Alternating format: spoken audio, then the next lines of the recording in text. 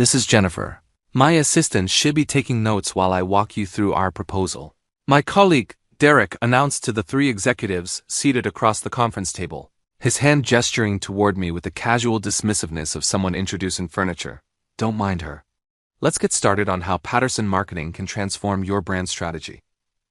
The executives from Meridian Industries, a potential $4.2 million account, nodded politely while I settled into the chair Derek had positioned slightly behind and to the side of his own, the designated spot for assistants and other invisible people. But why did I smile and pull out a notepad instead of correcting his lie, and why, after 30 excruciating minutes of watching Derek stumble through a presentation he clearly didn't understand, did the client's CEO stand up, extend his hand directly to me, and ask, "Ms. Morrison, you are the VP of Strategic Development, correct?" "Because you're who I requested this meeting with." Derek's face drained of color. "I'm sorry, there must be some confusion." "There's no confusion, Mr. Patterson." The CEO, Marcus Wellington, kept his hand extended toward me. "I specifically asked to meet with Jennifer Morrison. I've followed her work since the Coastal Finance campaign, and I wanted to discuss how her strategic approach might apply to our rebranding initiative." I shook his hand with the firm grip my father had taught me decades ago, and smiled. "Mr. Wellington, thank you for your patience. I apologize for the confusion about roles. Derek apparently misunderstood the organizational structure. Did he?" Marcus's tone made clear he understood exactly what had happened. Interesting misunderstanding. The misunderstanding had begun 45 minutes earlier, in the elevator to the Meridian Industries executive floor. Derek Patterson, yes, same last name as the company. Nephew of our CEO, had been assigned to this pitch meeting because of politics, not competence. His uncle wanted him to gain experience with major accounts, and I'd been instructed to support his presentation. Support, I'd assumed, meant providing strategic backup, answering technical questions he couldn't handle, offering expertise that complemented his delivery. Derek had interpreted support differently. "Let me do the talking," he'd said as the elevator climbed. "These guys are old school. They'll respond better to a man leading the conversation. The CEO specifically requested to meet with me because your name is on some case studies, but they want to work with someone who projects authority. No offense, but you're not exactly intimidating." "I wasn't trying to intimidate anyone. I was invited to discuss strategy, and you will, through me.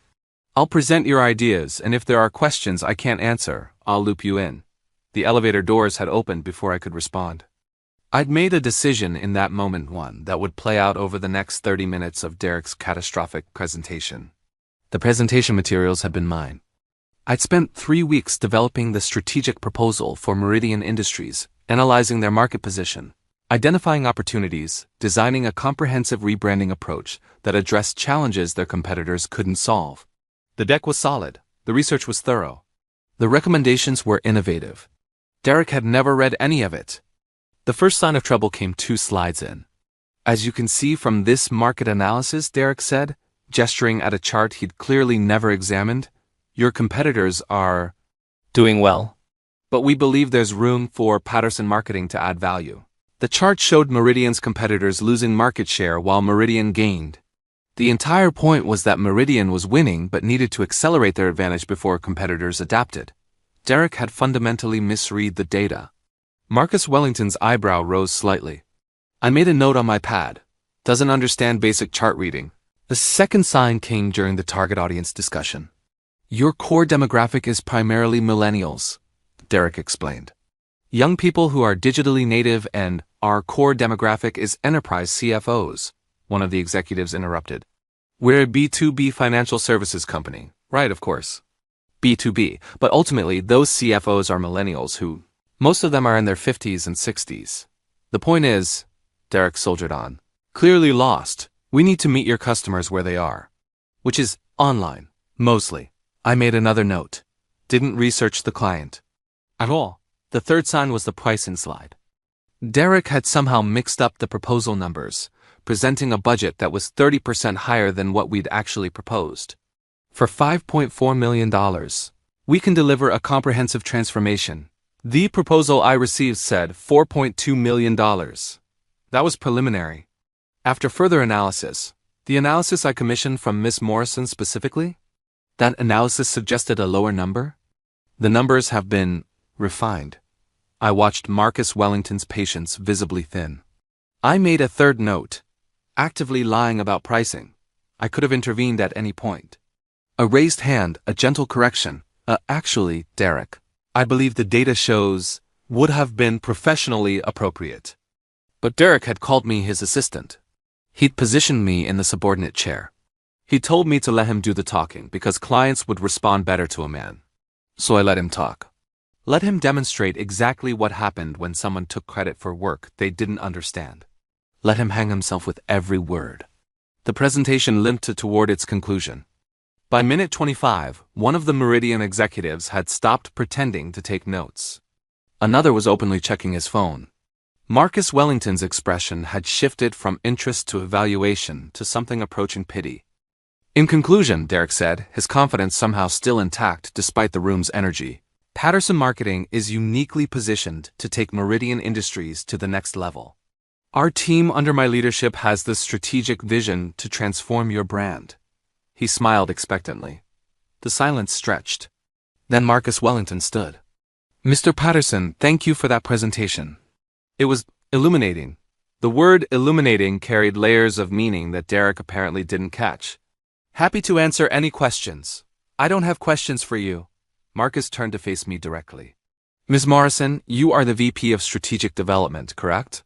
Because you're who I requested this meeting with. The reveal landed exactly as I'd anticipated. Derek's face went from confident to confused to pale in approximately 3 seconds. I'm sorry, but Jennifer Morrison is listed in your corporate directory as Vice President of Strategic Development. She's credited on every case study I reviewed before requesting this meeting. And she's the person I asked to speak with when I called your CEO personally. Marcus's gaze returned to Derek with something approaching contempt. So you can imagine my confusion when you introduced her as your assistant. Derek attempted recovery. There must have been a miscommunication. I was told to lead this presentation. You were told to support my presentation, I said quietly. I was in the elevator when you decided to reinterpret that instruction. You told me clients would respond better to a man leading the conversation. That's a direct quote. The Meridian executives exchanged glances. Did he? Marcus said flatly. He also said my presence wasn't intimidating enough for this kind of meeting. Interesting perspective. Marcus sat back down, but his attention remained on me. Ms. Morrison, I've wasted 30 minutes listening to someone who clearly didn't understand the proposal your team developed. Would you be willing to give me an actual presentation? I would be happy to. Derek's position became untenable within seconds. I think I should stay to provide context. Mr. Patterson, Marcus interrupted, I'd like to hear from the person who actually did the work. You're welcome to stay and take notes. The irony was precise and devastating. Derek stood frozen, calculating whether leaving would be worse than staying to witness my presentation. He sat back down, face burning. I moved to the front of the room. My presentation took 18 minutes. I walked through the same slides Derek had butchered, but with the context and understanding that came from having actually created them. The market analysis showed Meridian's competitive advantage and how to accelerate it. The target audience section addressed enterprise decision-makers with precision. The pricing reflected the actual proposal, $4.2 million for a comprehensive 3-year engagement. The core strategy, I explained, isn't about following digital trends. It's about positioning Meridian as the authority in B2B financial services, the company that other companies trust with their most critical financial operations. Marcus nodded. His colleagues were engaged, asking questions, taking real notes. How would you measure success? One executive asked, 3 metrics. Market share in your core segments, brand recognition among your target audience, and conversion rates from initial inquiry to signed contract. We've established benchmarks with similar clients, I referenced the Coastal Finance case study, that have prompted this meeting, and I'm confident we can exceed them. The meeting ended very differently than it had begun. Marcus shook my hand warmly. His colleagues expressed genuine interest in moving forward. A follow-up meeting was scheduled for the following week. Ms. Morrison, thank you for your patience today, both with my questions and with the circumstances. I appreciate your understanding, Mr. Wellington. Derek, Marcus said, turning to my colleague with professional neutrality that barely masked his assessment. Interesting presentation technique. I'm sure you learned a lot from observing Ms. Morrison's approach. Derek mumbled something inaudible. The elevator ride down was silent. Derek stared at the doors, processing his humiliation, calculating damage control. I said nothing. The situation spoke for itself. We reached the lobby before he found words. You set me up. I sat in the chair you told me to sit in. I took notes like you said I should. I let you do the talking, exactly as you instructed. You knew I didn't understand the proposal. You told me you could handle it. You told me clients would respond better to you. You told me I wasn't intimidating enough for major accounts. I stopped walking. I gave you exactly what you asked for, Derek. The opportunity to demonstrate your capabilities without interference from your assistant. My uncle is going to hear about this. I'm counting on it. The conversation with CEO Robert Patterson happened the next morning. Derek had apparently spent the previous evening crafting a narrative where I'd sabotaged his presentation through passive-aggressive non-cooperation. Derek feels you undermined him deliberately, Robert said, his expression unreadable. Derek introduced me to a potential $4.2 million client as his assistant. Then he delivered a presentation demonstrating complete unfamiliarity with materials I'd spent 3 weeks developing. Then he misquoted our pricing by 30%. He says you could have stepped in. He told me not to. Explicitly. In the elevator, he said clients would respond better to a man leading the conversation. Robert's expression shifted. He said that? He said several things along those lines. I can provide details if needed. Robert was quiet for a long moment. The Meridian meeting, how did it actually end? Marcus Wellington was impressed with the strategy I presented. We have a follow-up scheduled for Thursday. I'm cautiously optimistic about closing the account. A $4.2 million account? Potentially more if the initial engagement goes well. The organizational response was complicated. Robert Patterson was CEO, but Derek was family. Protecting family while acknowledging incompetence required careful navigation. Derek will be reassigned to internal projects for the next quarter, Robert told me later that week. Client-facing work isn't the right fit for his current skill level. And the Meridian account? Is yours. Congratulations on the close. Marcus Wellington specifically said he only wants to work with you. Thank you, Jennifer. Robert paused, choosing words carefully. What Derek said in that elevator about clients responding better to men. That's not how this company operates, but it's how Derek operates. And he felt comfortable saying it. I know. That's something I need to address. The follow-up meeting with Meridian Industries went exactly as I'd hoped. Without Derek's interference, the conversation focused on strategy, implementation, and outcomes. Marcus Wellington's team asked sharp questions that I could answer thoroughly. The contract was signed within 2 weeks, $4.2 million over 3 years, with performance bonuses that could push it higher. I want to thank you again for that first meeting, Marcus said as we finalized paperwork. It was one of the most educational experiences I've had in a client presentation. Educational how? I've been in business for 30 years. I've seen men take credit for women's work more times than I can count. But I've rarely seen it backfire so completely. He smiled. Your colleague introduced you as his assistant and then demonstrated he couldn't do the job you were, supposedly assisting with. I may have let that demonstration continue longer than strictly necessary. You let him show exactly who he was. That's not sabotage, that's patience. Derek's trajectory at Patterson Marketing changed after the Meridian incident. The internal project's reassignment became semi-permanent. His uncle could protect him from termination but couldn't manufacture competence or repair reputation. Colleagues who'd witnessed the aftermath, the CEO's nephew humiliated after claiming the VP's presentation as his own, were quietly supportive. I heard what happened, one account manager told me. About time someone let him experience consequences. I didn't do anything. I just stepped back and let him demonstrate his capabilities. Exactly. That's what he was asking for. The broader implications took longer to surface. Robert Patterson, to his credit, initiated conversations about the company culture that had allowed Derek to feel comfortable treating a VP as an assistant. We've done training on this before, he said during a leadership meeting. Obviously, it hasn't been effective. Training doesn't change behavior that's been rewarded, I replied. Derek felt comfortable saying what he said because he's never faced consequences for that attitude. He's facing them now. 1. Person facing consequences doesn't change a pattern. It just changes one person's experience. Robert was quiet. What would change the pattern? Visibility. Not of the problem. Everyone knows the problem exists. Visibility of consequences. When Derek was reassigned, most people assumed it was for underperformance.